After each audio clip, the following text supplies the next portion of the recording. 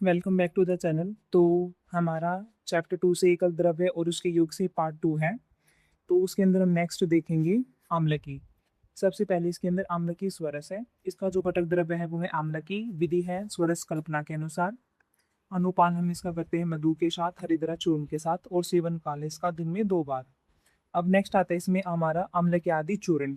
तो इसमें जो मेन कंटेंट है वो है हमारा आम्लकी, और दूसरों को हम एक ट्रिक के जरिए समझते हैं। जो ट्रिक है वो है चित्र वाली हरी पीपी में सेंधव लवण है। अब चित्र से हमारा चित्रक हो गया, हरी से हरित की, पीपी से पीपली, और एक हमारा है सेंधव लवण। अब जो इसकी विधि है वो है चूर्ण कल्पना के अनुसार हम इसको बनाते हैं। मात्रा 3 to 6 ग्राम। उपयोगिता ज्वर में, भेदन में, एरुचिकर है, दीपन पाचन में हम इसको देते हैं। सेवन काल इसका 2 बार, प्रातः और साय।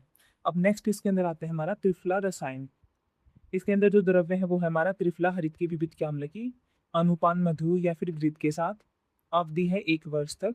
और लाभ है इसका रोग मुक्त, आयु वृद्धि करता है, मेधा है समृद्धि प्राप्त करता है, और बल प्रदान करता है, जो कि एक रसायन के बेसिकली काम होते हैं। अब नेक्स्ट हमारा इसमें च्यवनप्राश, जो कि हम ऑलरेडी अपने चैनल पर अपलोड कर चुके हैं। अगर आपको लिंक चाहिए तो आप कमेंट जरूर करें। अब इसके अंदर जो हमारी मात्रा होती है वो 12 से 24 ग्राम है। अनुपान जल या फिर दूध के साथ। उपयोगिता कास रोग में, श्वास में, स्वर भेद में, मूत्र रोग में, वात रक्त में, पिपाशा में। और सेवन का है 2 बार, प्रातः और सायं। अब नेक्स्ट आता है हमारा धात्री लोक। अब इसकी भी एक ट्रिक बनाई है छोटी सी, जो कि देखते हैं इस प्रकार है कि धात्री ने आंवला खाया, यश मिला और अमृत पाया। अब धात्री तो हमारी जो है वो बताया गया है कि भाई हाँ, धात्री लो का ये ट्रिक है। अब नेक्स्ट लेते हैं हम इसमें आंवला से आंवलकी, यश से हमारे यष्टि मधु, अमृत से हमारा अमृता क्वाथ, और लो से हो गया हमारा लो भस्म। तो इसकी जो विधि है वो है हमारा वटी फॉर्मेशन। मात्रा है 1/2 से 1 ग्राम। उपयोग है सूल रोग में, अमल पित्त में, नेत्र रोग में, मंदग्नि में, रक्त पित्त में, पांडु में और कामला में। सेवन काल है भोजन के पूर्व, मध्य में या पश्चात में। अब नेक्स्ट आता है इसमें हमारा आम्ल के आदि गुटिका।